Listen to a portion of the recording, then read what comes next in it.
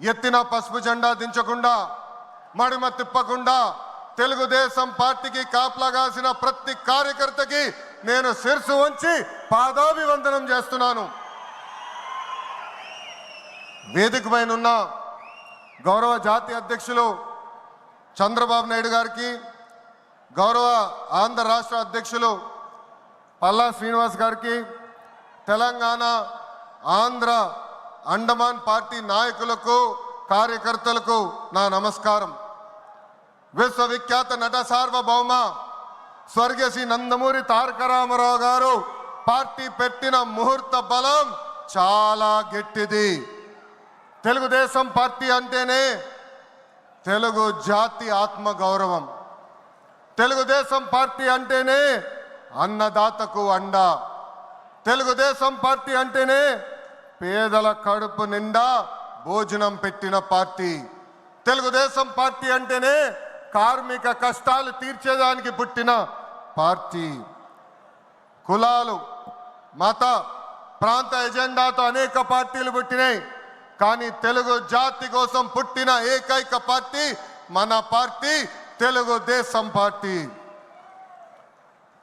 43 ఏళ్ల ప్రయాణంలో ఎన్నో విజయాలు చూసాం. మనకు ప్రతిపక్షం కొత్త కాదు, మనకి అధికారం కూడా కొత్త కాదు. అధికారంలో ఉన్నా ప్రతిపక్షంలో ఉన్నా తెలుగు వాళ్ళు ఎక్కడైనా ఇబ్బందుల్లో ఉంటే మొదటిగా స్పందించిన పార్టీ ఒక తెలుగుదేశం పార్టీ. సమాజమే దేవాలయం, ప్రజలే దేవుళ్ళన్న అన్నారు అన్న ఎన్టీఆర్. మన అధినేత చంద్రబాబు గారు దగ్గర నుంచి కార్యకర్తల వరకు అందరం ఏదో ఒక రూపంలో ప్రజలకి సేవలు చేసుకుంటూ వచ్చాం. మారుతున్న కాలానికి తగ్గట్టుగా పార్టీ కూడా అడుగులు వేయాలి. ఎప్పటికప్పుడు పార్టీలో చర్చ జరగాలి, ప్రజలకు మరింత దగ్గర అవ్వాలి. ప్రణాళికలు సిద్ధం చేసి ఆ ప్రణాళిక పైన మహానాడులో చర్చించాల్సిన బాధ్యత మనందరిపైన ఉంది. పార్టీ మరొక 40 ఏళ్ల పాటు నడిపించడానికి అవసరమైన కీలక నిర్ణయాలు మనం ఈ మహానాడు వేదికగా చర్చించాలి. తెలుగువారి ఆత్మగౌరవం పార్టీ మూల సిద్ధాంతం. దీంతో పాటు మారుతున్న ప్రజల అవసరాలు తగ్గట్టుగా పార్టీలో కీలకమైన విధానం తీసుకుని రావాల్సిన అవసరం చాలా ఉంది. కాలం మారుతున్నాయి, ప్రజల అవసరాలు మారుతున్నాయి.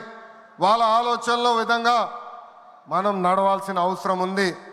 అన్న ఎన్టీఆర్ హయాంలో ఆత్మగౌరవం అనే నినాదంతో నియంతృత్వాన్ని మనందరం తరిమికొట్టాం. మన చంద్రన్న హయాంలో ఆత్మవిశ్వాసంతో తెలుగు ప్రజల భవిష్యత్తుకు పునాది మనం వేసాం. ఇప్పుడు అదే స్ఫూర్తితో ప్రజలకు, పార్టీకి, కార్యకర్తలకు మంచి భవిష్యత్తు అందించాలన్న లక్ష్యంతో సరికొత్త నినాదాన్ని రూపొందిస్తున్నాము.